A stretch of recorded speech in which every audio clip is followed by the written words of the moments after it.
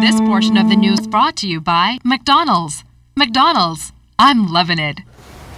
Minister of Financial Services Ryan Pinder says Cabinet has recently approved a Level 1 intergovernmental agreement with the United States for the implementation of the Foreign Tax Account Compliance Act of 2009, or FATCA.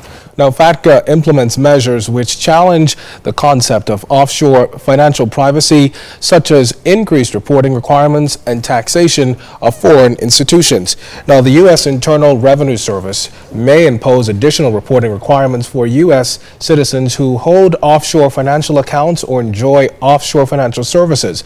These reporting requirements are in addition to the current foreign banking reporting requirements and also require disclosure of a broader class of foreign assets.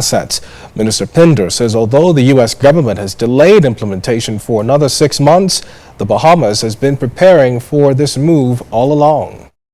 We would want to negotiate the agreement, get it ready to be in final form, something that we would be comfortable with, and then have an implementation plan in place from the government's point of view on how we would exchange information and collect it from the industry. The industry should have been preparing, and many have been preparing over the course of the last year, because in the private sector they have certain obligations, actually enhanced obligations on what the government might have.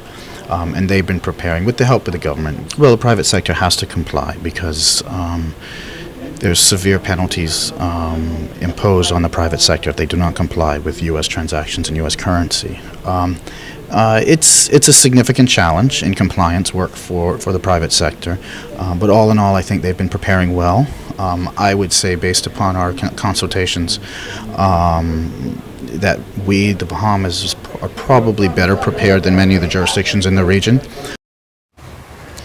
Child Protection Month was launched in April of this year, and the Ministry of Social Services and Development, along with the National Child Protection Council, have been doing all they can to make the public more aware about abuse, recognizing abuse, and more importantly, reporting it. Today, they partnered with Super Value food stores to place educational posters on child abuse in the general areas of the food stores. Acting Permanent Secretary in the Ministry, Alan Strawn, says we must all work together to ensure that children are protected. And Pastor Gil Maycock, chairman of the NCPC, expressed his gratitude for Super Value's partnership and encouraged other corporate citizens to get on board. The posters have been placed in clear view for managers, staff, and shoppers to be reminded that child abuse will not be tolerated and that there is a penalty for abuse.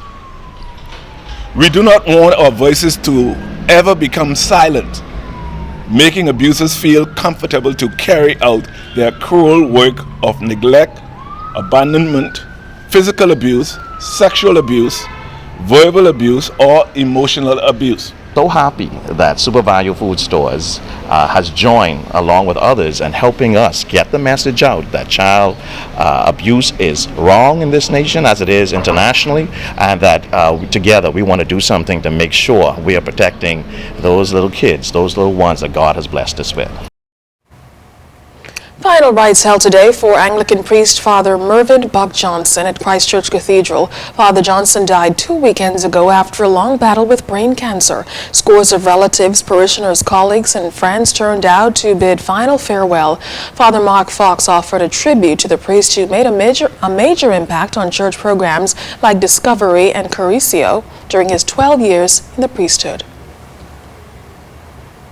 Every single day, Mr. Speaker, as Minister of Tourism, we're getting information about this medical tourism conference. This one in Florida, this one in Costa Rica, this one in Trinidad and Tobago, this one in another part of the world. How stem cell research can impact tourism. And in sports, a Bahamian baseball player seeing perfectly will explain coming up. You're watching the Bahamas Tonight. This portion of the news was brought to you by McDonald's. McDonald's, I'm loving it.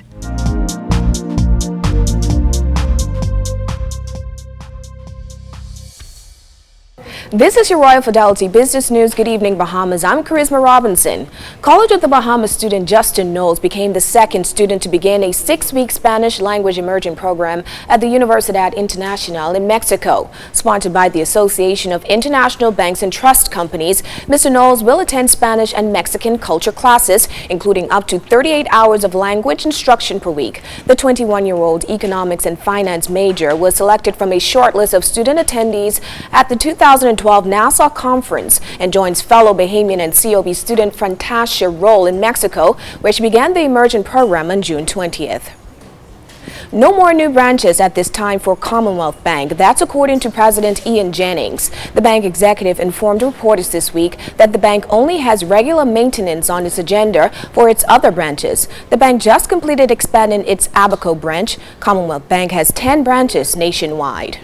And in international business news, Greece's unemployment rate hit another record high in May of 27.6%. The figure from the Hellenic Statistics Authority compares with a jobless rate of 23.8% in May last year. The biggest age group without a job remains those aged between 15 and 24, where the rate is 64.9%. And that's your Royal Fidelity Business News. I'm Charisma Robinson.